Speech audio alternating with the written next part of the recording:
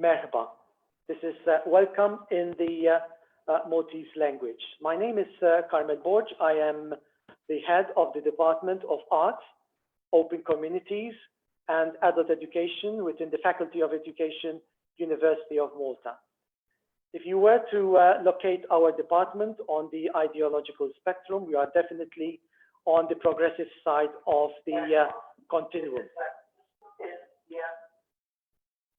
This is a department which is dedicated to engaging critically with the world, understanding the world, naming the world, and acting on the world. And we do so by dialoguing with a polyphony of voices within the community, at the national level, as well as the international level. I also want to welcome you on behalf of our main collaborator, Spațiu Creativ, which is creative space. This is a foundation which is dedicated to enabling artists to produce and to communicate with different publics. I would like to use this space as a metaphor for this obviously event and for the series of 6 webinars. In fact, what we see here is a modern architectural internal superimposition over a space which was conceived in the 16th century as a war machine. And obviously here we see the contrast.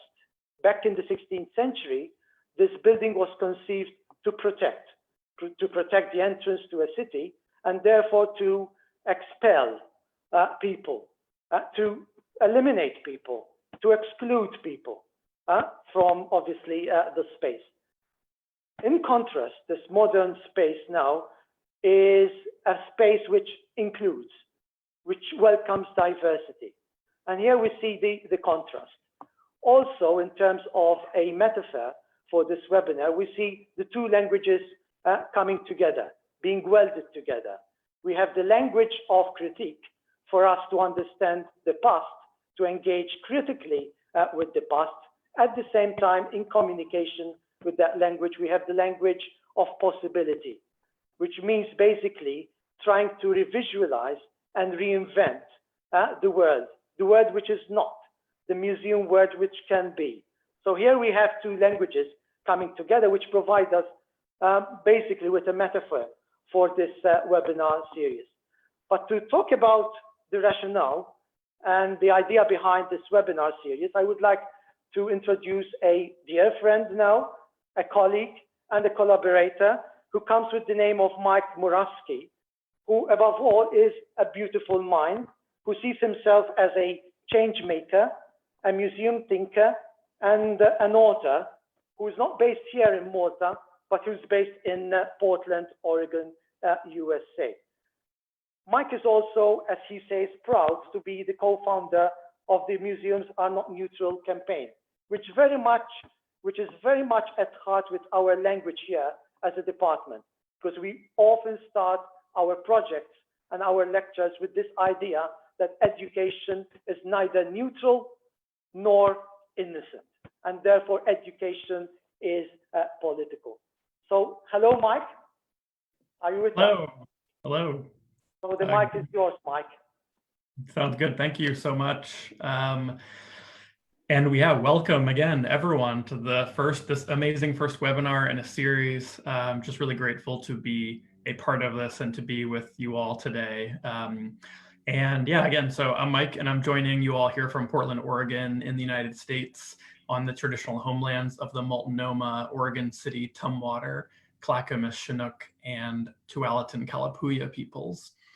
And this is the beginning of 6 webinars that are coming together in this series to hear from leading voices to address these topics that you introduced, Carmel, leading voices from around the world, including Diane Drouet from We Are Museums, Alastair Hudson, Whitworth and Manchester Art Gallery, Kristen Alford from MUǳE, Seb Chan from the Australian Centre for the Moving Image, Kaylee Bryant Greenwell from the Smithsonian American Art Museum, and then today kicking it off with Nina Simon, changemaker and CEO of By For All. I want to offer gratitude to all these speakers for being part of this series.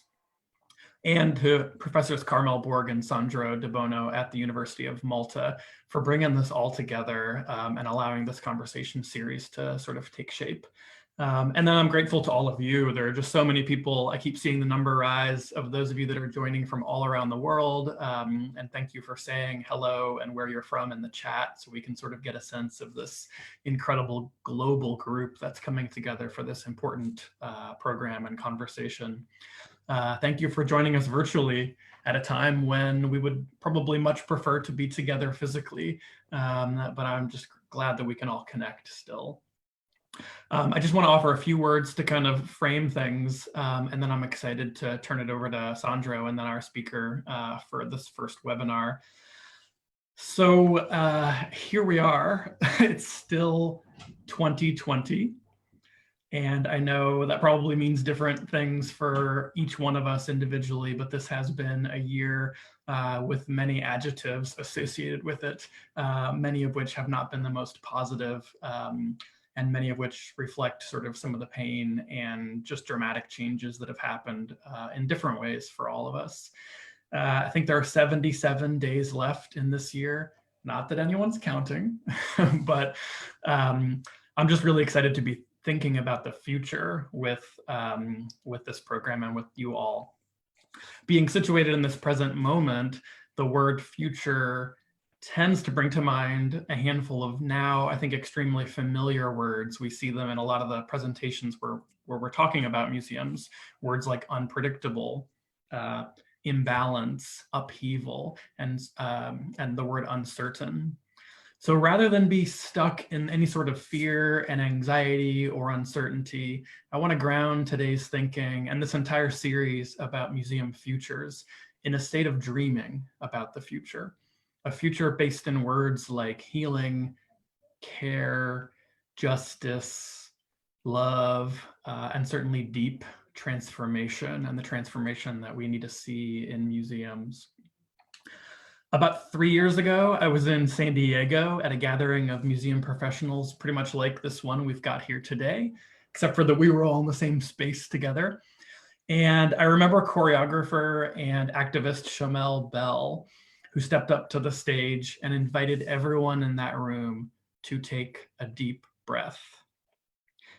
And while we did that, she reminded us that the word conspire comes from the root to breathe together, and that we can only do this work if we do it together and we conspire with each other.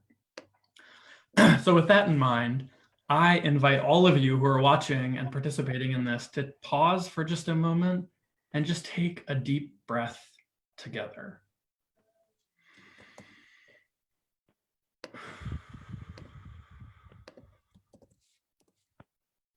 Okay, with that in mind, I want to sort of wrap my sort of thinking with recognizing and celebrating the words of healer, thinker, and author Adrienne Marie Brown. And I think this can be a way to ground our thinking about the future, our creating of the future, in a series of questions. And these are, how can museums be socially responsible and also environmentally responsible? How can we make sure our museums have the right relationship to this planet? How can we make sure our museums have the right relationship to the people who are here before us? And how do we create our future together with those who actually have a relationship to these places right now, right here, where we're working and where we're living? So as we explore the future of museums from this challenging, painful, and anxious moment here in the year 2020, let's do so in this reimagining from a place of dreaming and creating together. And I can't think of a better person to begin that imagining with us than Nina Simon, who I've had the fortune of knowing for so many years now. So with that, I'm going to turn it over to Sandro to introduce Nina and to get us started. Thank you, Mike. Hello, everybody. I've been following the chat, and we're practically a global community who has come together to debate museums, to discuss museums, and to listen to what what the discussion is going to yield and to what conclusions or directions this debate would be suggesting. It is indeed a great pleasure for me to introduce Nina Simon. My first contact with Nina was through her book, which most of you know.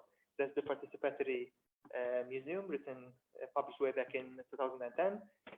For those of you who don't know Nina, I doubt if there are any. She's the CEO of the Off By for All International Movement. Previously, the executive director of the Museum of Art and History at Santa Cruz in California. Most of us have discovered her through her TEDx talk, opening up the museum, but more interesting TEDx talks followed, and I'm sure that most of you know about this, but we're all excited to hear what you have to say, Nina. Welcome with us. Hello from Malta, and looking forward to hear you share your views and your presentation and all the rest of it with us all around the world. Nina? Thank you so much, Sandro, Carmel, and Mike, and everyone who's here. I'm going to share my screen and just a couple of quick technical notes to get us started. First, in the chat, it's wonderful for us to see everyone who's here. Zoom defaults to your chat messages just going to the panelists. So I encourage you, there's a little blue box where you can change it to say all panelists and attendees. And if you do that, then everybody will know that you are saying hello from Argentina or Glasgow or The Hague or Copenhagen. So please go ahead and switch that to all panelists and attendees. And then also you can see this beautiful, thank you. Wow, shalom. I'll put in the chat and you can also see it on the slide. If you want the slides from here, Sandro and the team at University of Malta are recording this, but if you also want the slides, I'm sharing this link where you can download the slides yourself. And it's also a way for us to stay in touch because we are not in person together. And I'll put that again in the chat near the end. But as Mike was saying, it really is an honor to be with you here today to dream. And I think it's quite a gift for us to have the possibility to dream right now. There are so many people who are not able to be here with us dreaming right now. People who are suffering, people who are struggling, people who are grieving.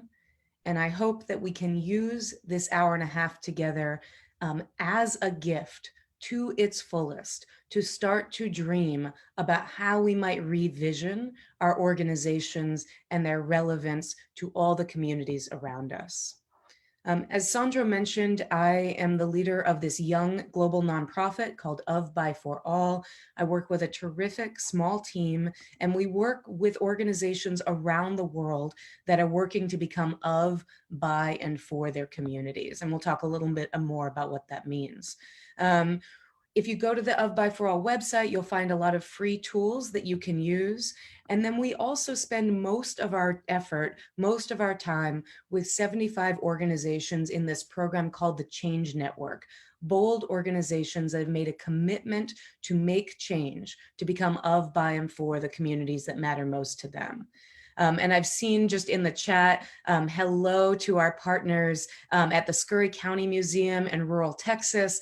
Hello to our partners at the Ontario Science Center up in Canada. And hello to our partners at Dos Museos in Argentina, who I see who are on the call from amongst our membership. We're really honored to work with all these institutions, some of which are museums, but not all, but all are organizations in the cultural and civic space, striving to include and involve and be in partnership more deeply with the communities around them. And today we want to start in thinking about dreaming with a poll. So I'm going to exit from screen sharing for a moment here so that I can launch this poll. I'm going to give you just a minute. You should be able to see it now.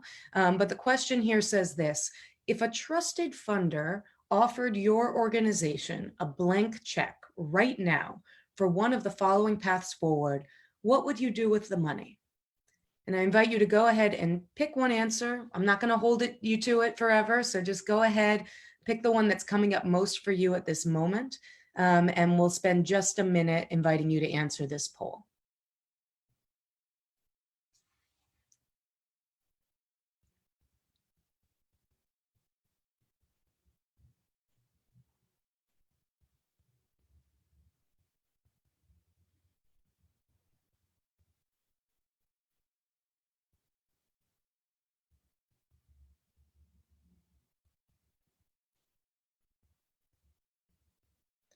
I'm going to give you 30 more seconds.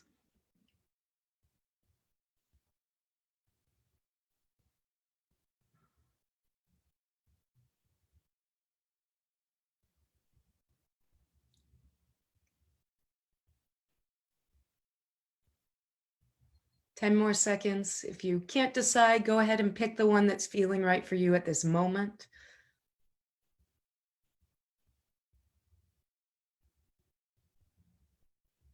And if you don't see an option you would pick, that's fair, Jenny. Thank you. Okay, I'm going to close the poll. And I'm going to go ahead and share the results so everybody can see it.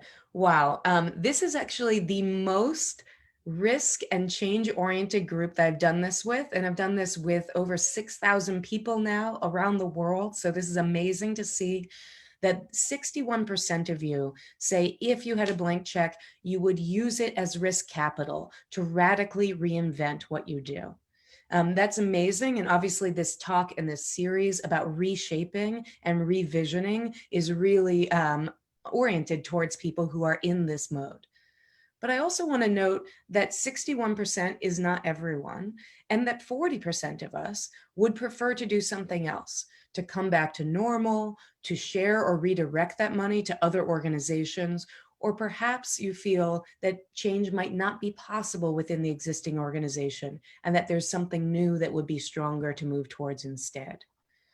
As we talk today about revisioning, I invite you to hold the spirit of what you choose to change or where you're starting from in feeling like change is appealing, unappealing, necessary, unnecessary. So I'm going to come back to the slides. And what we're going to talk about today, what I want to share, and then we'll go into a lot of discussion time, is 4 ways to think about this opportunity to revision our organization's relevance and where we might go. And that really starts, from my perspective, with choosing to change. You know, I think right now there's a lot of talk out there about the fact that our organizations need to change, that they must change. As we just saw, 61% of you want to change, are eager to change. But I would suggest that when it comes to actually making change, what matters most is whether and what you choose to change. The active decision to change, whether you want to or not, whether you need to or not, but the idea that you will actively make the choice to do so. You know, I made this choice with a group of people about 10 years ago when in 2011, I became the director of this small museum in Santa Cruz, California. Many of you may have heard some of this story, but at the time that I came to that museum, it was in crisis, a crisis that was not based on a global pandemic, but was based on a very common issue around a lack of relevance, around a lack of funds, and around a threat of closure. There were a lot of things we might have felt we needed or wanted to do in the moment, but what we chose to do was to change the way this institution worked, to shift from a very traditional mode of museum to one that was really centered on our community. We chose to become more representative of our community, engaging new staff, board members, and partners who reflected more diversity of experiences and perspectives. We chose to shift to our programs being created and co-created by our community. So there were more voices on stage and more presentations of different perspectives in the space. And we feel that that made it possible for us to be welcoming for more of our community, for more people to feel not just that they could come in the doors, but that they could feel a deep sense of belonging and connection with art and history, yes, but also with each other. This change that we made was philosophical, it was programmatic, it was also a fundamental business change. You know, when I came to the museum in 2011, we had this shaky budget of $700,000 a year. We had 7 full-time staff. We had 17,000 visitors, the majority of whom were retired white folks and school children. Here's what it looked like by the time I was leaving 8 years into the change. We'd incredibly grown our budget, we'd grown and diversified our staff, and our attendance had grown tremendously and had become representative of the age, income, and racial diversity of our county. And the way we did this was by choosing to take this approach of focusing on becoming of and by the communities we wanted to be for. You know, I think a lot of our museums for a long time have focused on the for side of the equation. Who are we going to make programs for? Who are we going to market for? Who are we going to make spaces for? And while working on access, working on that marketing can be very powerful, what I've found again and again is that when you want to work with communities who have not felt welcome, who have felt, as Sandra was sharing at the front, that the space is still a space of exclusion, then often the strongest place to start is on the side of representation and co-creation, focusing on of and by. So that led us in 2018 to form this organization to be able to bring together people around the world who are working similarly to think about how they could become of and by more people.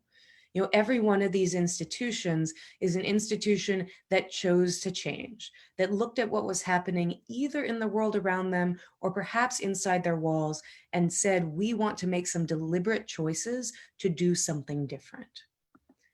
And it looks very different in different places. So at a small community art space in Philadelphia, they chose to change who they were partnering with around work, around people with dementia and the arts. In Indiana, at the St. Joseph County Public Library, they chose to change who they were partnering with and who might feel centered in the library experience. And in Melbourne, Australia, at the Immigration Museum, they chose to change from an approach where there were individual communities engaged with specific exhibits or events to a space that was about bridging and connecting across differences.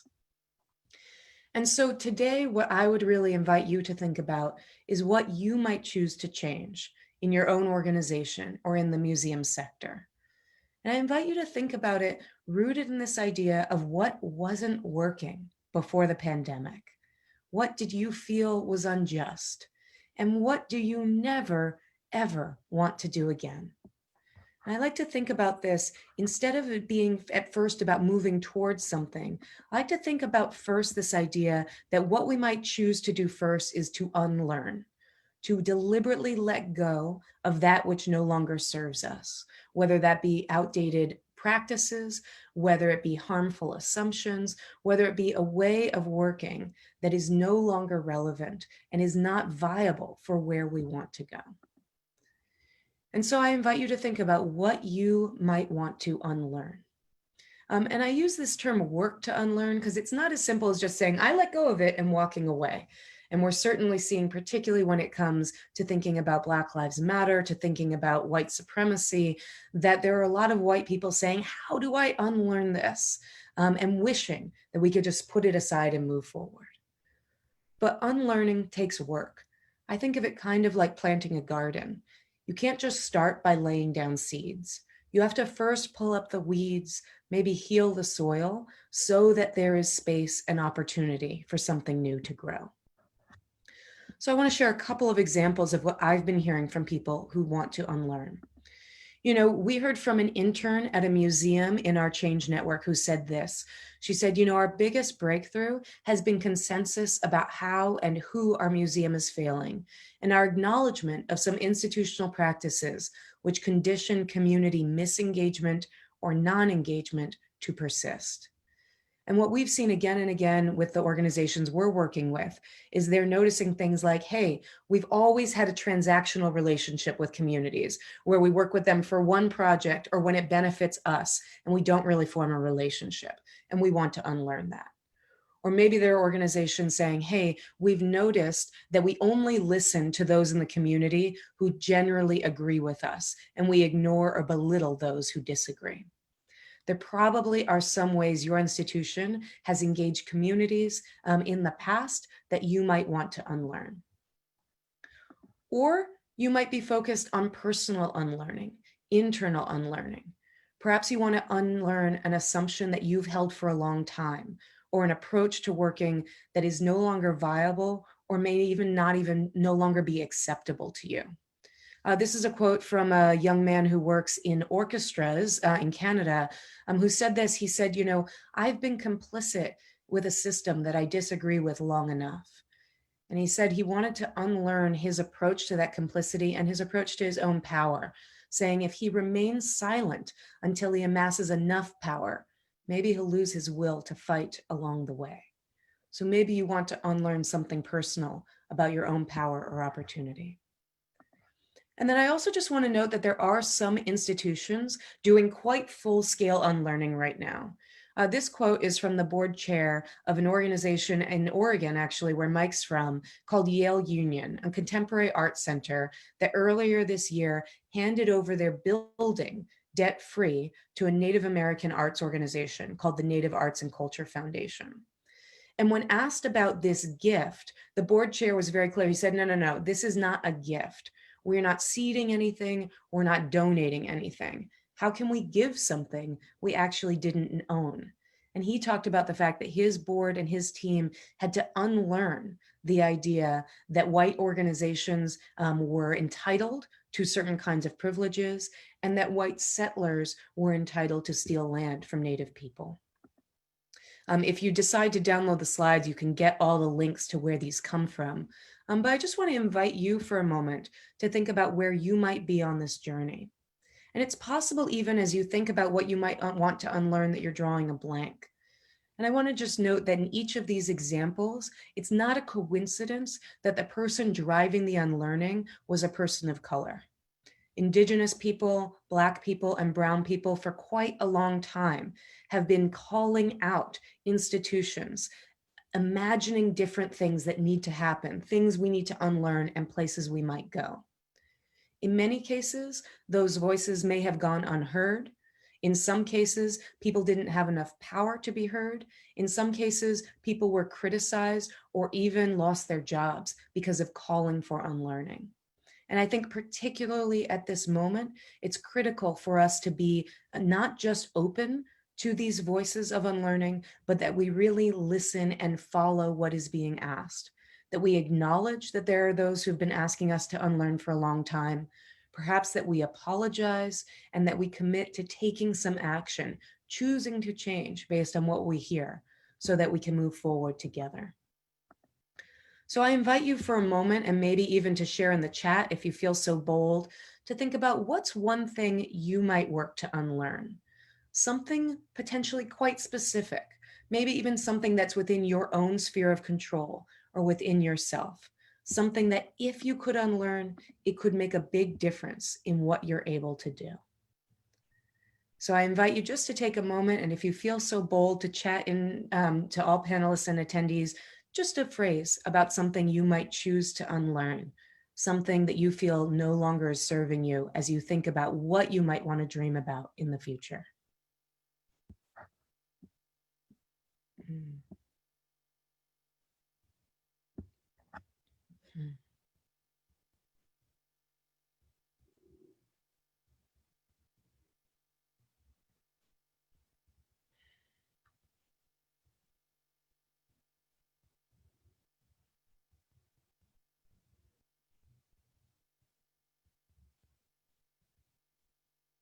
Mm.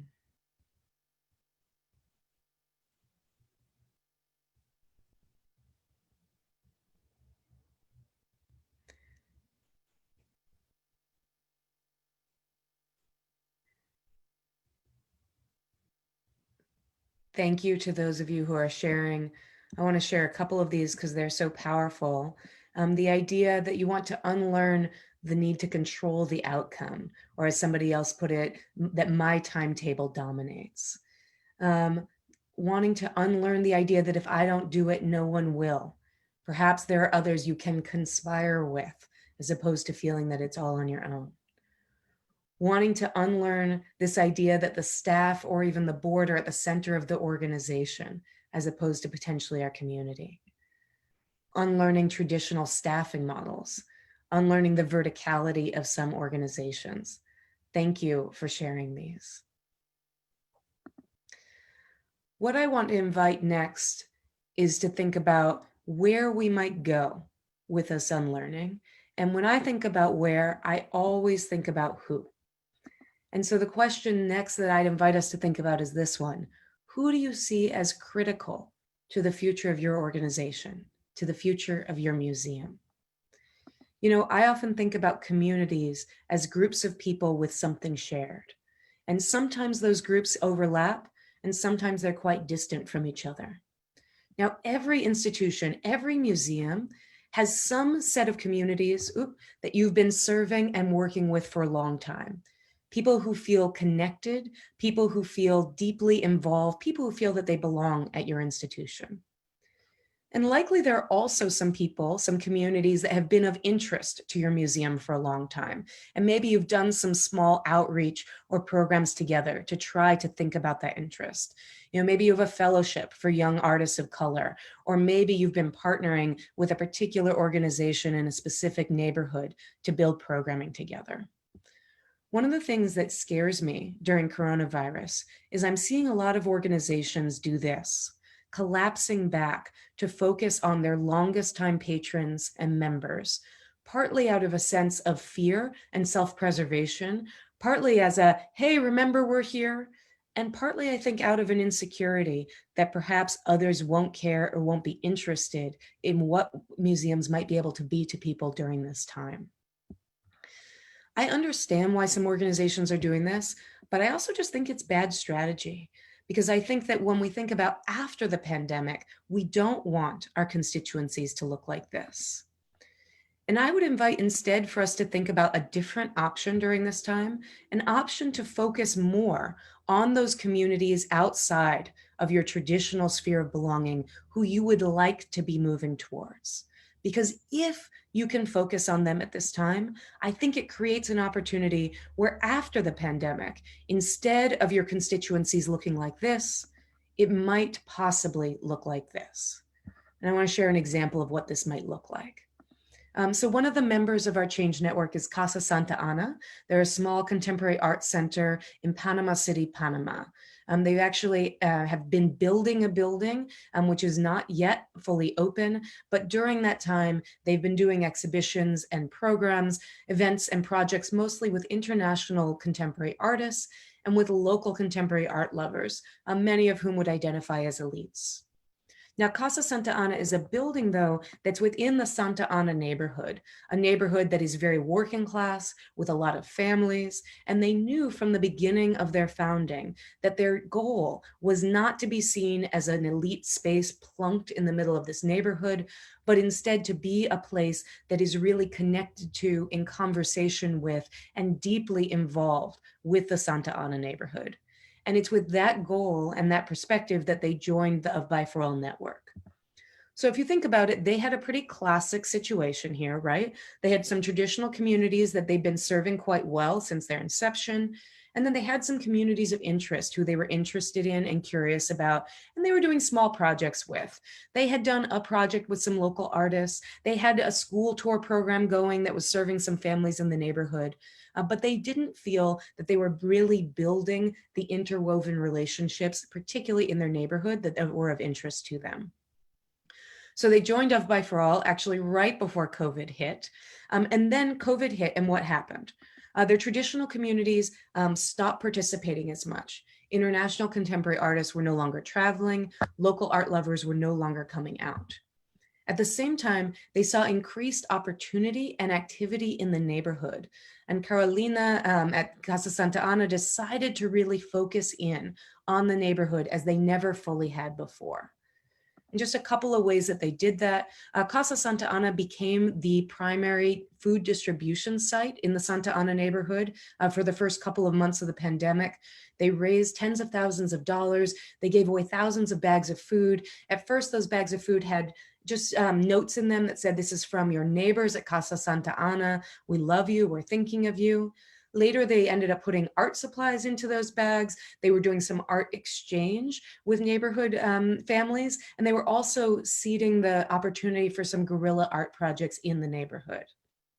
At the same time, they turned their social media platform over to local artists, really for the first time. They focused on local illustrators, inviting and showcasing the way that they were sharing their own stories of the pandemic through their art. And I think that in this way, through doing this work, Casa Santa Ana is setting themselves up to build the kind of relationships they had always hoped for, but had not previously prioritized. So I believe that when Panama City and the Santa Ana neighborhood opens up, they are much more likely to be opening their doors in partnership with a bigger and more diverse community, as opposed to their communities having shrunk. And so I would invite you to think about who might be critical to the future of your museum, and who could you prioritize now, even if they feel quite far from who you've worked with in the past. Once you figure out who, the next place you want to go is what? What are you going to do? What are you going to offer? What can you make happen? And the way we like to think about the what is in terms of assets. What are the assets that you have? What are the assets that the communities you want to work with have? And how can you share and build power and creative opportunity together? I want to just speak for a moment about this difference between needs and assets.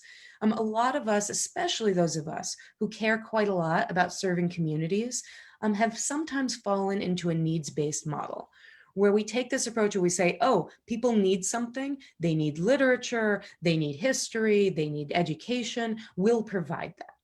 And while that in some ways makes intuitive sense, it also can be seen as quite patronizing or demeaning.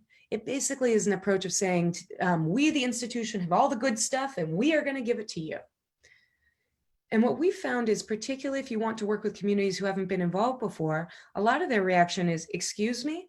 How do you know what I need? Why do you presume that? And why do you think you might have that thing?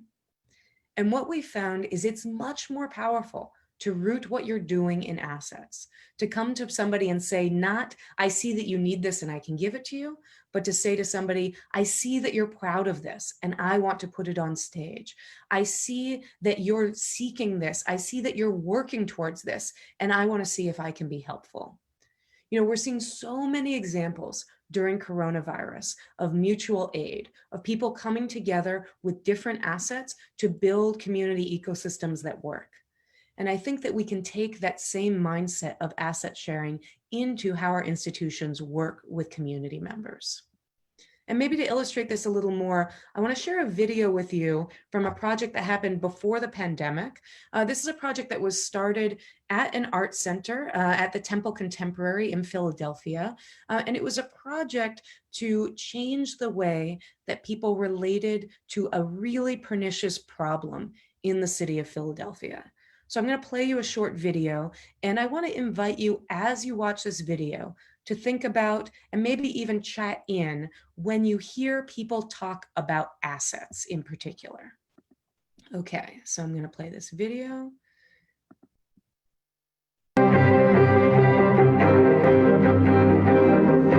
Broken instruments in the school district of Philadelphia has become a huge problem.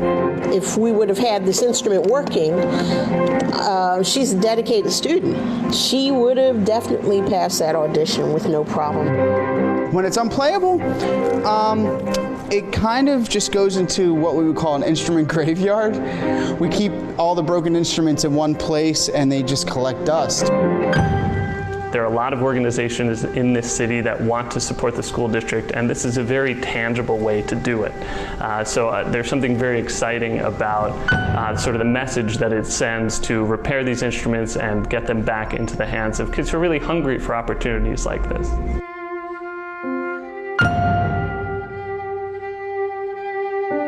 Each of these instruments has its own individual problem. So each of these instruments needs to be investigated, needs to be listened to, it needs to be respected. So the music I write for it is going to have to be unique to it. And then each of these instruments, as part of this process, is going to be healed. Each of these instruments is going to be made whole again. The fact that there's a light being shined on this issue here in Philadelphia is big and encouraging and uplifting. And as a member of the Philadelphia Orchestra, I'm excited because these students will actually have a pathway to one day hopefully be one of my colleagues. Bringing visibility that instrumental music is alive and well, and to see that bulk of instruments, and this only represents the ones that are not being played, you know, it helps us with our advocacy message that music teachers are working in our schools, 220 strong every single day, and a lot of kids are benefiting from instrumental music, and we only hope to see that grow. I came up with this idea for Symphony for a Broken Orchestra because I wanted this challenge facing the School District of Philadelphia's music education program to be seen as something other than a problem. All of us can now see these instruments as opportunities to take an active role in being a part of the solution through adopting an instrument and making a contribution towards its repair, or volunteering at the performance, or even playing in the Symphony for a Broken Orchestra.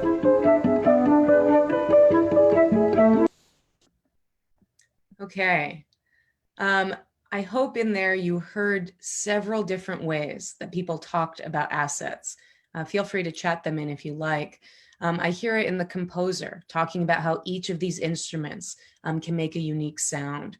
I hear it in people talking about these kids, these students, and the opportunity and the energy they bring into making music, the teachers who care about it, and just that these instruments themselves, as the artist Rob Blackson said at the end, can be shifted from something that's seen as a problem to something that's seen as an opportunity. So with this concept, I want to invite us to think a little bit about how we might play with assets in this moment. And one of the ways that our organization has been thinking about this is specifically around Black Lives Matter. And one of the tools that we built as a team was a tool to support organizations thinking about how to deploy assets at this time. And the way the tool works is quite simple. It's just inviting people to think about what externally can you do, what internally can you do, what can you do in the immediate, and what can you do in the long term. You know, right away after George Floyd was murdered, we saw a lot of institutions take actions in the immediate, you know, using their assets like their public voice to make statements, pivoting programming, some even offering direct support. I hope that also there were many organizations that were taking internal action to support their own staff who were Black people, who are people of color who needed space for healing, and potentially to reflect on the role of whiteness and white supremacy in those institutions. We're now a few months on from this, and I think that what it becomes even more critical in some ways is what's happening in the long term. Are organizations sharing assets to deepen partnerships with Black communities? Are they changing security policies to create a sense of welcome and safety for everyone? And internally, are we changing the way we hire? Are we changing the way our boards work so that we can bring our assets to a more inclusive place? And so I invite you with all of these to think about these questions. And when thinking about the how, you know, it can be as simple as asking yourself these questions. What do you choose to change? Who do you commit to involve? What assets can you share? But if this feels too abstract for you, I wanted to just briefly share the how that we are going through with these 75 organizations who are in this Change Network program and this Of By For All process. So the how that we use starts with a team. I really believe that you can't make change alone. You don't need everybody, but you need somebody alongside you. And we encourage organizations to form diagonal teams for change work. Diagonal meaning people in different departments, so horizontally, and also different levels of power. You know, it's both useful in terms of strategy, but also when you think about things like unlearning, it's quite likely that there are people who are in lower positions of power who might have ideas for things that need to be unlearned that might not be visible to people with more power. And it's also quite likely that people who have lower levels of power need to partner with people with more power to get the leverage to make the change possible. So it starts with a diagonal team. Then we encourage teams to create a vision. What do you want things to look like? When you dream, what are you dreaming of? It can't be all about unraveling what has been. We have to be moving towards something. And that's both to help us get clear on where we're going, but also to sell it to others. You know, I'm a big believer in this phrase by Dan and Chip Heath, who wrote the book Switch, How to Change When Change is Hard. And they say, what looks like resistance to change is often lack of clarity. It's not always lack of clarity, but it often is. Because if you're walking around saying, we've got to change, but there's no vision of what you might be changing towards, many people might be nervous that what you're saying is, you're no good, your job has to go, what you love is not going to be here anymore. If people are in that guess mode, they can often get defensive and quite resistant. And if you can paint a picture of where you want to go, not necessarily a full picture, but a sketch, that kind of destination postcard, then you can invite people to choose again for themselves. Do I want to move towards that? Do I believe in that? Am I excited about that? Or do I choose to do something else? After you create a vision, we encourage teams to select a community of interest to focus on. This is often incredibly painful for teams because organizations will say, there are so many communities we're not serving well. There are so many communities we want to grow closer to. And that may be absolutely true. And if you want to be able to form real relationships, we feel like you have to get focused. It's sort of like the difference between putting on a party with a buffet versus having a private dinner one-on-one with somebody. That by really getting to know a particular community, you're showing them respect, you'll have more time and ability to listen and to make changes based on what they're looking for, and you'll be able, with those changes, to likely positively impact other communities as well. So we really challenge organizations to pick a community of interest so that then they can go out, be present, listen, and learn from what matters most to that community so that they can make plans for change that are actually rooted in what somebody else is asking for. And we really think about this idea that even if you can commit to 5 to 8 quite specific things you want to change, you can make a big difference. There is no prioritization in my mind of saying, you must change the board first, or you must change your internal staff practices first, or you must change your partnerships first. What we like to say is, if you can think about changes each in the of, the by, and the for category, thinking about changes to who you're representative of, who you're co-created by, and who you're welcoming for. And if you select things that you've heard from your community might be meaningful and that you believe you can do, it will set you on the path to do more and more over time. So we see some organizations making change plans that might really prioritize things like, we want to bring 3 new people onto our board who come from a very different background or perspective. We see other teams saying, we want to really focus on building deep partnerships instead of these one-off transactions. There is no right set of changes to make. In my opinion, the right set is a set that is concrete and that you can take action on so that you can make change. And in the case of our program, so that you can use some tools to get unstuck, so you can get support from others who are making change, and so you can make that possible. And what we hear again and again from our members, this is from the first Change Network cohort, the first retreat a year and a half ago now. And one of my favorite quotes, and I realize this is the bubble is near Jasper Visser, who I know is on this call, but this is not Jasper Visser who said this, but a member who said, now we're able to focus on how we can do it, not why we can't. And I think that for me, this is my greatest hope for all of us. Yes, that we dream as big as we possibly can, but then that we also choose, that we choose to do something, that we choose to make a change. And I feel like any change you might make is stronger than sitting and hoping that somebody else will do so.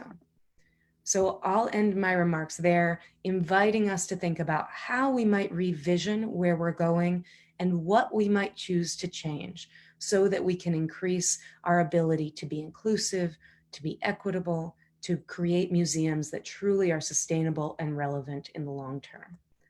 So with that, I will turn it back to Mike and we can have some conversation with you all. Awesome, fantastic. Thank you so much, Nina, for sharing with everyone here who's gathered and joined and sort of walking us through so much of your work. Yeah, I mean, I saw myself in that little photo, and I have just really been grateful for the opportunities to be with so many of the people that you've mentioned that have been part of this huge network and community of change. And I think these ideas are so important right now. Like, there's just so much, like we said, it sort of feels so unstable and so uncertain. And so to sort of have, like you mentioned, to have the sense of clarity around change is so key. When you were talking, so I was I was really I'm so drawn to this idea of choosing to change and seeing institutions make that commitment. And that is so key. And at the same time, like right now, and certainly for the last 6-7 months, I've been hearing so many museum professionals, whether they're still working within museums or whether they've, been furloughed or laid off or have left museums, really sort of struggling against institutions that are unwilling to change. And there's unionizing efforts, which are, being, shut down by some institutions. It's been really a struggle. And I just talked to so many people one-on-one who don't know whether just to give up. They don't know whether to work for an institution like like many of the ones you're, do you wait for that job opening at that amazing nonprofit that is committed to change in this type of work? So I'm kind of curious, and I know you've had a lot of these conversations too, like what do you say to those staff that are within oftentimes large organizations, but not always, that just feel like they're in a situation that isn't committed to change, or that if they start to really step up and be a bold change agent, they may find themselves, looking for work elsewhere? Yeah, well, and that's right. I think that it does fundamentally come down to agency and also a partner around safety, right? In terms of the choice to change is fundamentally quite personal in terms of, do I choose to speak up? Do I choose to take this risk? And for some people, especially along racialized and power lines, the risk is much greater than for others. And so I guess what I would say, I almost think about it in terms of power, in terms of thinking about, first, what do I choose for myself? For my health, for my well-being? Do I choose to, grin and bear it in a very painful situation because I'm choosing a paycheck that is absolutely necessary, even if it's in a hostile environment? Do I choose to walk away? I'm dealing with a very personal situation right now where, I have a parent who's very sick, and I'm really thinking about what is my choice relative to work, and feeling a lot of guilt and questioning, if I choose to prioritize my mom, what does that mean about my commitment or my dedication to change in this work world? And so I do think it starts quite personal. And I think that I will say, though, that what I have heard, and I've heard this before the pandemic too, there's a huge difference between the pre-internal talk about what will happen if I choose to try to change versus often what actually happens. And sometimes sometimes people can count themselves out from change before they even start to make that choice, because they just can't imagine it's possible. And I'll say that, if you're in a position of lower power right now in particular, I think that right now institutional leaders are quite confused, quite overwhelmed, and many of them have felt either because of their power or because of the responsibility that they need to decide a lot. They need to choose all the time. And so I think that one piece of this is trying to identify, am I working in an environment that is changing in a way that I do or don't like? Or do I work in an environment that is in a kind of a mushy chaos where there is some kind of vacuum and opportunity for me to bring some clarity and some concreteness to this? And, a very concrete example I've been talking to a lot of people in is I've been talking to a lot of, Black, brown, and people of color who have been advocating around inclusion and equity for quite a long time, and are now kind of being invited or conscripted or called up in terms of like leaders freaking out and saying, oh my God, we need an approach to this.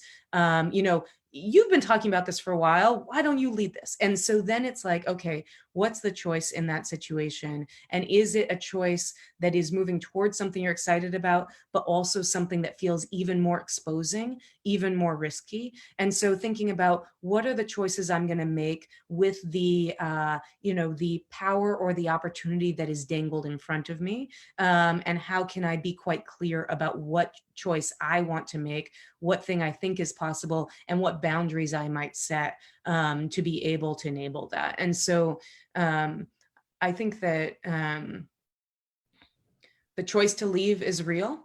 The choice to speak up more is real. I think that what is a fantasy, though, and I think particularly some, I'll speak for myself, that I think that there are some well-meaning white people who feel like if I just read enough Medium articles, if I just follow enough Instagram accounts, maybe I will osmose into change. And I think that that is what is not real, is that you do need to choose, you do need to take an action, and nobody else can guess what is happening in your head. And so it could be that the choice you make, I've talked to a lot of young people of color in particular who've said, I have white colleagues coming to me and saying, I agree with you, but I don't know what to do. And it's like, the easiest thing that the white person could do in that case is to ask that other person, how can I support you? What actions could I take that would be of support? And so thinking about not in terms of, oh, maybe someday a lightning bolt will hit me and I'll know what to do, but seeking out, who could I follow? What actions could I take? What choices could I make based on what I think is right and what I want to do? Yeah, I appreciate that. And I think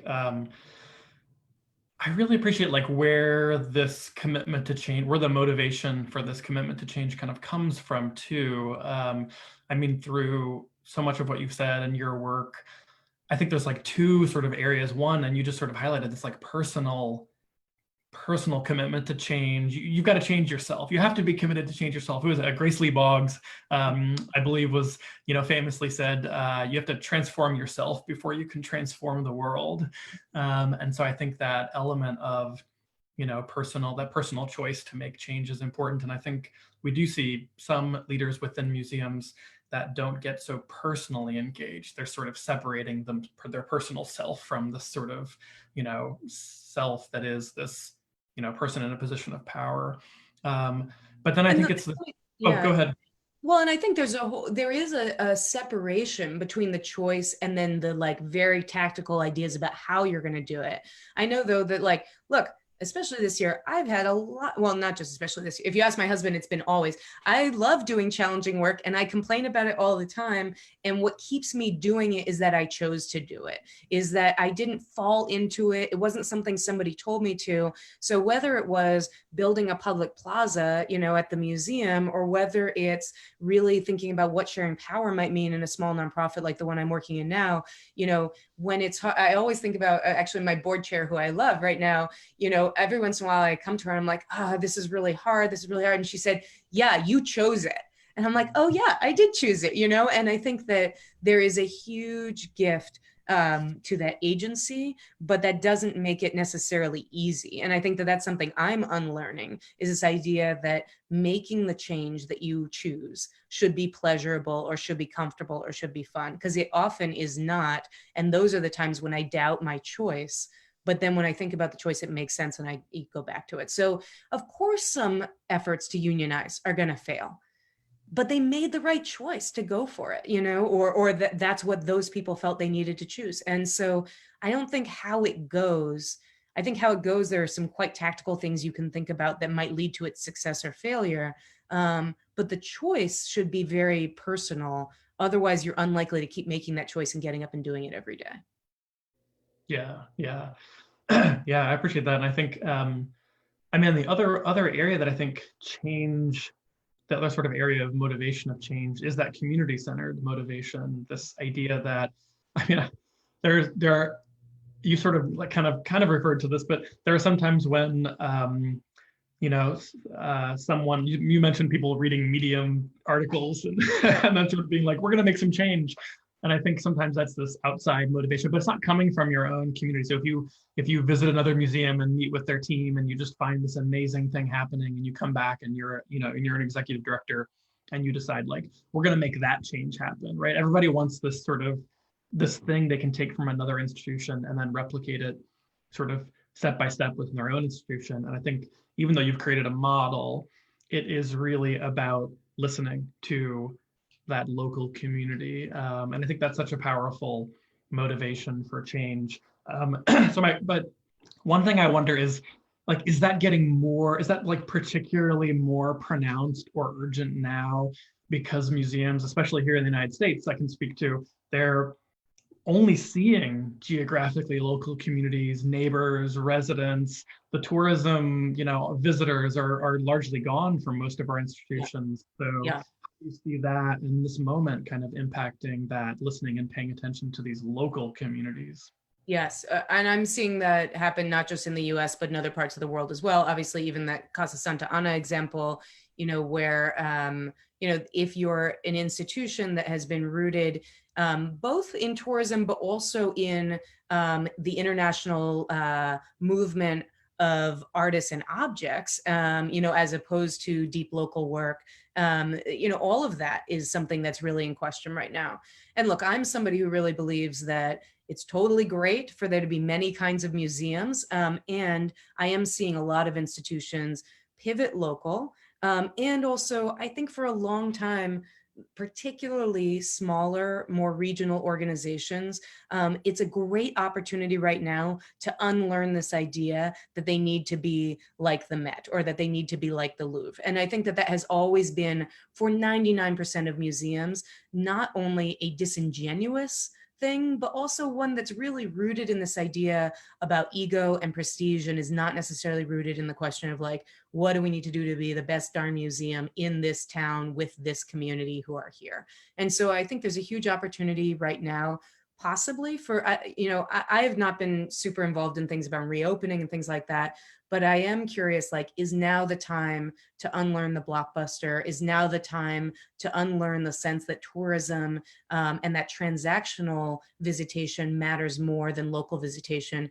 My guess, and what I've seen for years in the data, is that local visitation for all but a very, very, very small number of organizations is the lifeblood of membership, is the lifeblood of support, and that there maybe has not been as much focus on those individuals being privileged as, our community comes first to us. But I think that there's a lot of good data for a long time.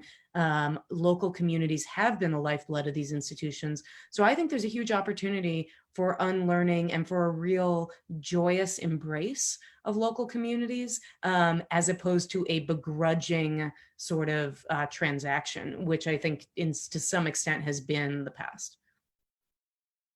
Yeah, thanks. Well, so I'm gonna ask one more question. It kind of comes out of also something that you talked about, but something that I've been really interested in recently. And then I think we'll turn it over to some of the questions that have been adding up. And I think people are welcome to add their questions into the chat. I think Carmel and Sandra are sort of, capturing those, and we'll make sure that we address those. But I believe if you have access to the Q&A, you can also enter your questions into that, and we'll make sure that you get them answered. So my last question is sort of thinking about power and hierarchy, and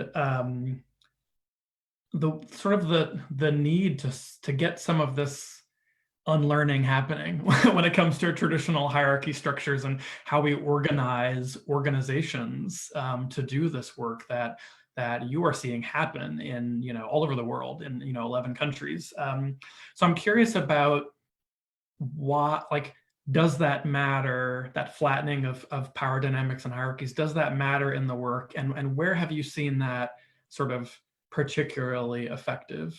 Mm-hmm.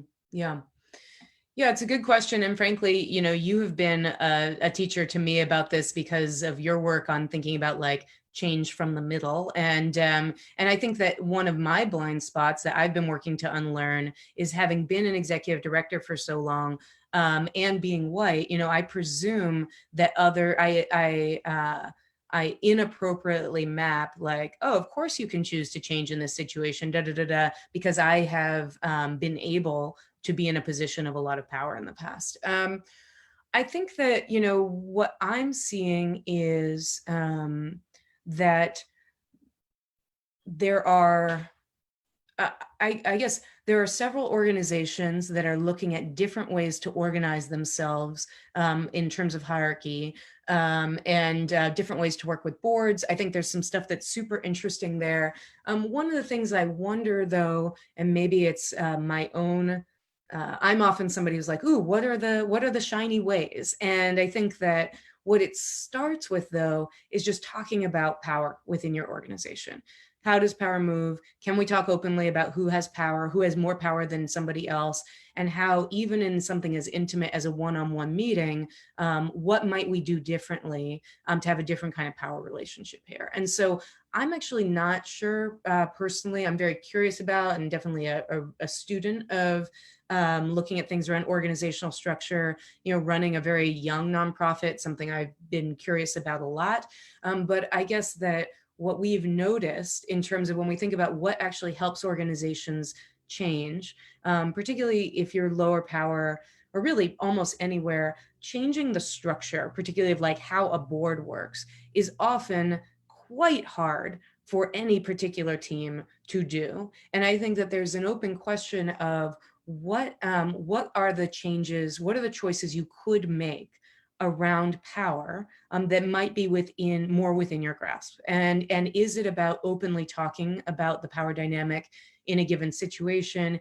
Is it about having a question you always ask? When I ran the museum, one of the conflicts that came up early was this thing of, as we were involving more and more different communities, there would inevitably sometimes be some friction between what one constituency wanted and what another constituency wanted. And I often got, in the beginning, quite confused. Like, okay, if there is this group of people who really want the gallery to be quiet and this group of people who want the gallery to be loud, how should I decide? Is it based on how many of them there are? Is it based on, how much money they give? What should we do this based on? And what we ended up doing was using a power analysis, basically to say, who's furthest from power in this situation? And how can we, as often as possible, decide on their side, even if there are almost none of them here? And so, for example, there are so many examples, but there were so many situations. One situation I think about is we were doing an exhibition that was rooted in working with an artist around art and history related to farm worker labor in our region. And there was a discussion about who might be the likely partners for this exhibition. We liked to work with lots of partners. We certainly were working with farm workers and farm worker advocacy organizations and artists. And there was a discussion of whether we should work with some of the biggest farms and the companies behind those farms in our region. Some of them were interested in supporting the exhibition financially. And some of them certainly were interested in having more dialogue with farm workers. And when we talked to the farm workers we were working with, they said that their feeling of comfort, safety, and belonging in the space was likely to be impeded if we worked as well with these other partners. And so we decided not to take the money, not to involve them. It always felt awkward for me as somebody who focuses on inclusion to deliberately choose to exclude somebody, but it made me feel a hell of a lot less awkward when we were doing it rooted in a power analysis. And maybe that was an extreme example, but what came up most often was pretty much came down to pitting one person with power's discomfort against harm or a feeling of lack of safety for somebody else. So I think about, for example, going to all gender bathrooms. There were some people with power who were confused, who maybe even were uncomfortable or thought it was odd to have those signs on the bathroom. And there were some people in our community who said, I feel safe in this space in a way that I don't feel in most of our town. And one of the things we learned to say was, if we're choosing between a person in power's discomfort and another person feeling a fundamental level of safety and belonging in the space, we're always going to choose that person with less power and that person who might be experiencing something that looks more like harm. And so I would even invite that maybe before, or maybe alongside also talking about new structures, maybe we should also be talking about how can we build the basic skill around using power analysis in our work. And how can we use it internally when we think about things like staffs and boards? How can we use it when we think about a donor event? And how can young female staff members feel safe at a donor event? There are so many ways to use power analysis. And I feel like, at least for me, it was not something I learned in engineering school. Is not something I learned when I started out working in museums.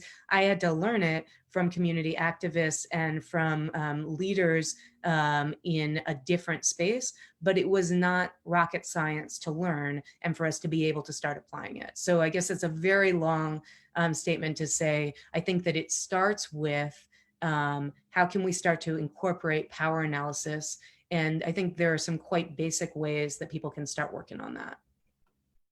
Yeah. Thank you so much for highlighting that. I couldn't agree more with that way of just, I mean, we have to unlearn some of the traditional ways that we treat or even just take for granted power dynamics in situations, but then I think really actively challenge and address these power dynamics, and doing it through analysis is so important. Well, Nina, it's always amazing to have this chat and speak with you. Sending you love down the Pacific coast for sure. I'm going to turn it back to Carmel and Sandro. They've been monitoring the chat for questions, so we can turn it over to them and answer questions for those that are out there in the world watching. Hi, Nina. So first of all, thank you for your positive energy, much appreciated. I have a personal question before we move on to some questions garnered from the chat. This is my take, of course. This is my reading of the world, a world which is unfortunately marked by savage, capitalism, a world marked by, a gap between the rich and the poor, a world which has disenfranchised and disempowered millions of people around the world. So what's your definition of the liberatory and emancipatory, museum in that kind of context? How do we start as museum people re-engaging people which have been disengaged by virtue of, the structure they're living in? Yeah. Thank you for asking that. And I would actually connect it to a question that just came up in the chat from Chris Scorza about accountability. And because to me, that's where it starts, is that we think about what is our own accountability institutionally to our communities? Who do we choose to be accountable to? And how do we not just say, yes, we're going to listen to you, but how do we invite others to hold us to account for what we say we're going to do? And I think also to what you're saying, there's a long legacy of our institutions and museums being complicit with a lot of the inequity and the power imbalance that you're speaking of. And so often I think it starts with acknowledging that complicity and then asking and seeking a different way forward that's rooted in accountability. I think about an institution, a museum that's in our network that the community of interest they wanted to focus on was people in the African diaspora in their quite large city. And they realized that the first thing they had to do to be able to start to consider forming relationships with that community was to apologize for an exhibition from 30 years ago that had presented African diasporic experience through quite a discriminatory lens. And I'll just note that nobody who was currently working on the museum had worked on that exhibition, and none of the community partners who they were now talking with had been involved in that exhibition or had seen it themselves.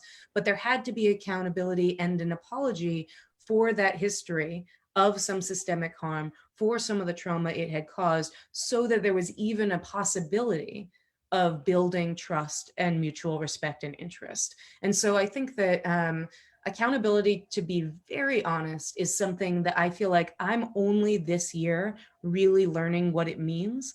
All those years I was a museum director who was celebrated for creating a more inclusive and more equitable space. I was always doing it to my own level of comfort. I never was working for a board who said to me, you need to push this further.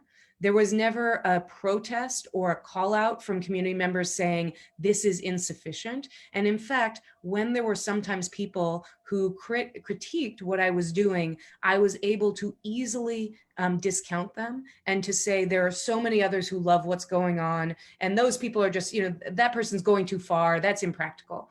And I think that what I'm learning and trying to push for myself this year is how can I think about a level of accountability that doesn't stop at my own comfort, but where I'm actually willing to listen to somebody else who might say, hey, I think this needs to go this far. And I say, I'm going to work to your standard instead of mine. And I think that's incredibly hard to do. It is not comfortable. And I think that it's quite important if we want people to potentially trust us if they haven't been able to trust us in the past. There's one organization who we're working with who they mentioned that their organization had a long history of working with small grassroots organizations in other communities, and the museum would write grant proposals, and they would write in that they were going to work with this partner, they were going to pay this partner, but people often call this trickle down engagement, right, where it's all on the museum's terms and the partner gets quite a small amount of the money. And one of the things they acknowledged with embarrassment was that sometimes the community partners had asked the museum, hey, could you help us with this grant proposal we're writing? And the development people had said, no, we're too busy. And so I think that this idea of what does real reciprocity look like?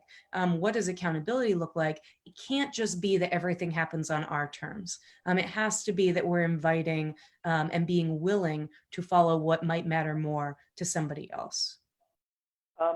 Statues have been pulled down across continents. How is it possible to subvert the elitist museum? I'm sure it happens differently in different places, and there are people who are skilled at subterfuge and engaging in different ways. I'll say that,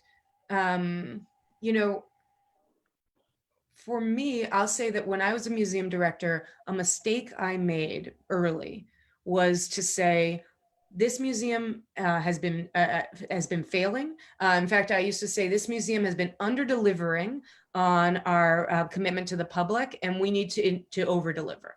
And what I learned really quickly was that even though on paper, this institution was failing, it was literally about to close, that F word made every person who cared about that museum feel that they were being told that they had failed or that they were a failure too.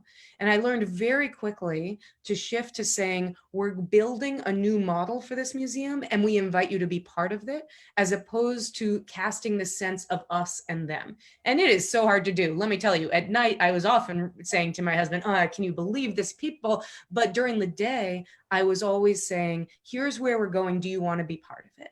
And I'll listen to you, and I'll listen to your various veiled elitist statements. It's not going to change where we're going, but I will invite you to be part of it. And I remember when I learned how much loss people who've had power for a long time feel when things change.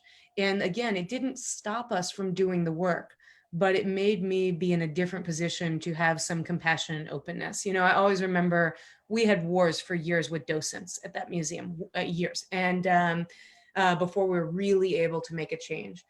And I remember, once at a big event, standing with a man who'd been a longtime volunteer and docent, who had just quit being a docent with an angry letter, as many people were writing at the time.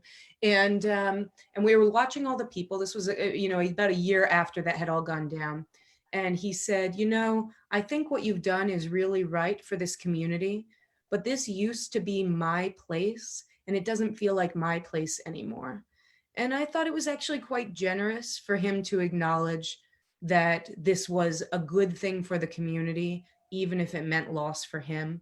And I think that if we want to change with people who might be quite resistant to it, we have to at least invite them to consider that they could be generous, that they could share something that's mattered to them, and to consider that we'll be compassionate to their loss, even if it's loss of power that was unjustly gained.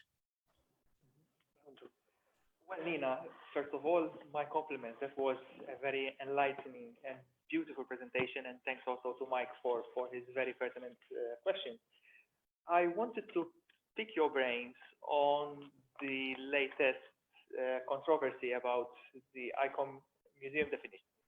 I'm also picking up a few questions about that, so I thought I would ask a bit of a synthesis question about this particular issue.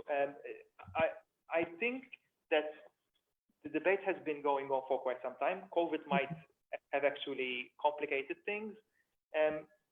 It might be that we don't even need a definition at this point in time, because the landscape is so varied, it's so polyphonic, that trying to define it is complex, and it might be counterproductive. What is your say about that? Well, I first want to just acknowledge that I think Jutta Sandal is on this call, and I really appreciate the work of that committee.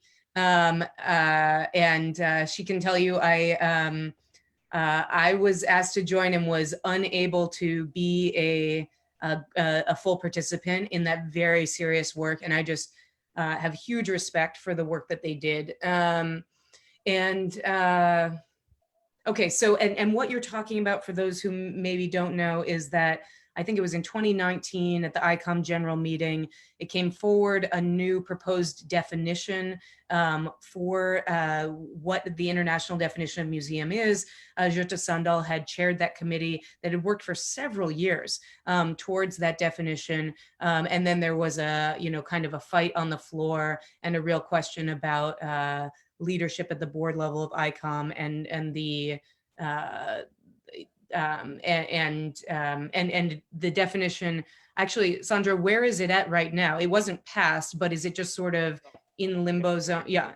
It's a sort of a stalemate at this point in time, but the discussion is still happening on social media, on websites, etc. Yeah.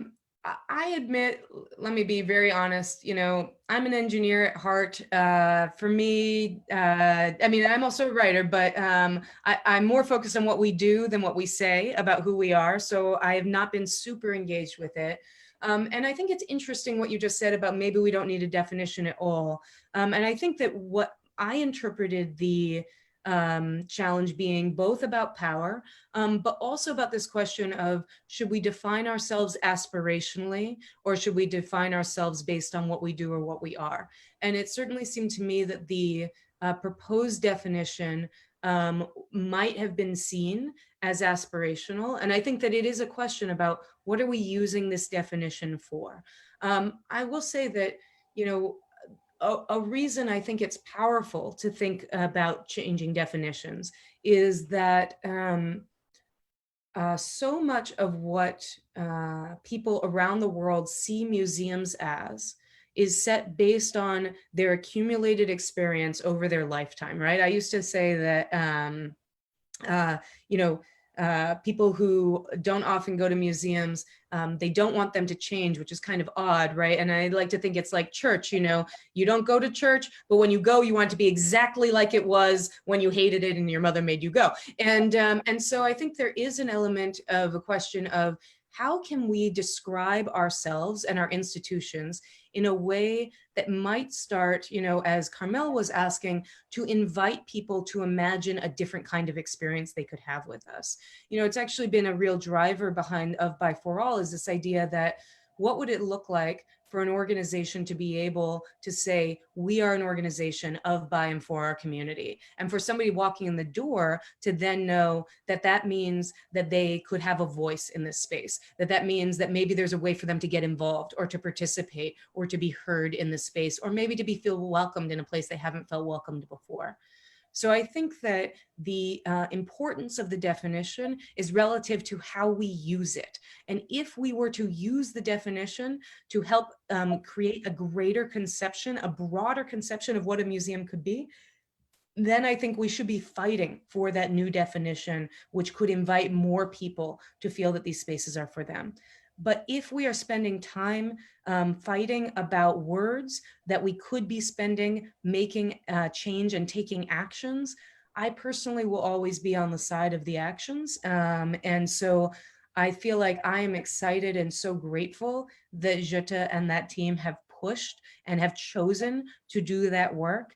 And I see it as complementary to the action that we all must take. So I guess that for those of us who have a direct action we can take on the definition, go do it. But if that's not a place where you can take action in another way, because the fundamental debate, I think, is this question of, are museums really the inclusive polyphonic spaces that were proposed in the new definition? And the more we make museums that way, the more that definition will seem obviously and self-evidently to be the one that is right for what it is that we are all engaged in doing.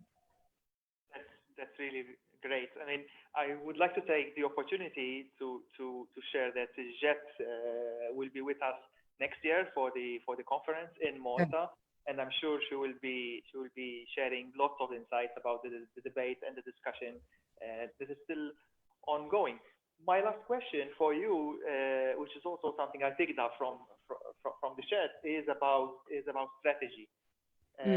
Vicky and Cremona was asking about the ways and means how to strategize, particularly in an atmosphere of change, where the atmosphere may not necessarily be one towards positive change. This sense of pressure.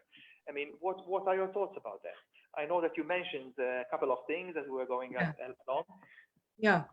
Yeah, every institution is different. So one is, I would say, there's a strategy around getting a team together. And it's actually easier than ever to do that right now. I remember I once worked at a museum I left, where I was invited or I was hired to totally change the way they did exhibitions. And one of the first things I did was I started hosting a lunch, that people could bring their own lunch and just talk about what the future of exhibitions might be at this museum. And I invited any staff member. And after the second time we did it, the director came to me and said, "What is happening on Tuesdays?" I said, "We're just having lunch." And he said, "You can't do that anymore."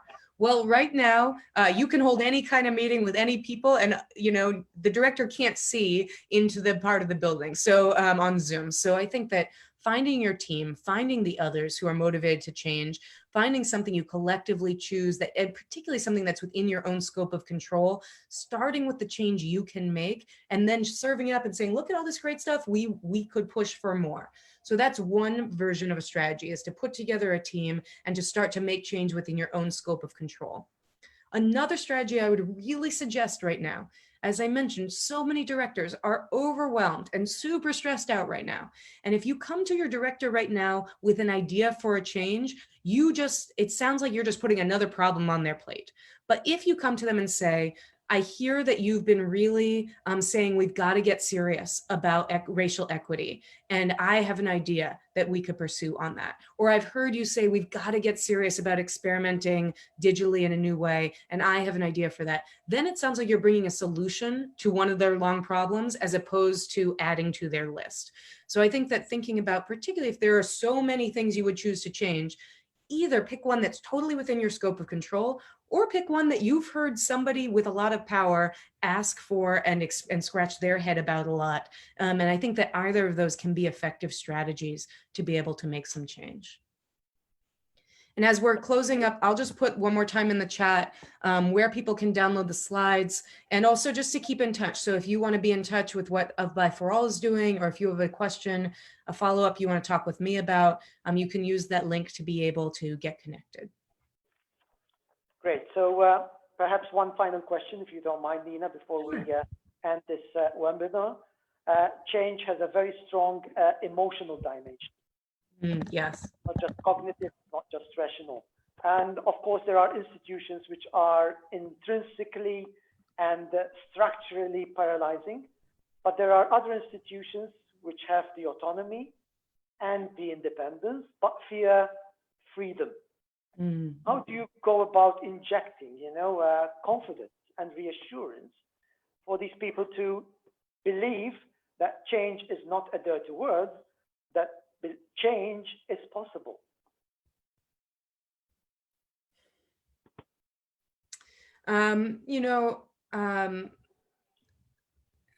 There's a quote, I think it's,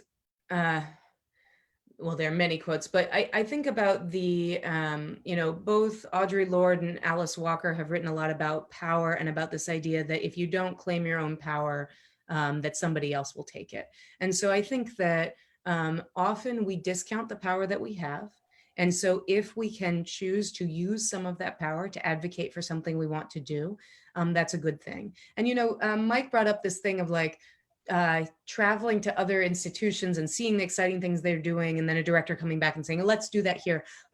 Change when somebody else is doing it is often seen as very sexy, very exciting. Why can't we do it like that? And so I think that there also is this internalization of, what would it feel like if we were making that kind of change that we see somebody else doing? What if instead of being jealous of somebody else, we could be proud of ourselves? And so I think that finding that energy, and as you said, that emotional drive, you know, for some institutions, the emotional drive is rooted in competition. We want to be as good as X. We want to be in the paper like Y.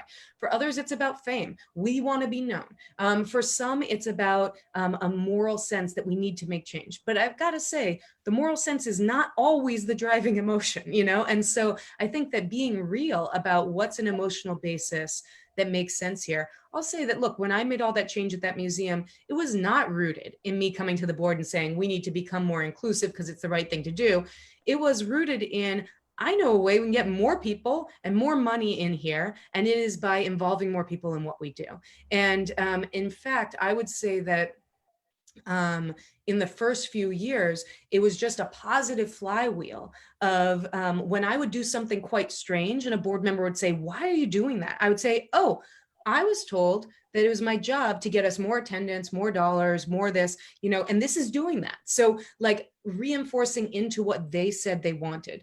Now, I will say that there is a great danger to doing this, and it's a danger I fell into, which is that you always keep servicing that base desire that somebody else has, and you don't invite them into different emotional connections with it.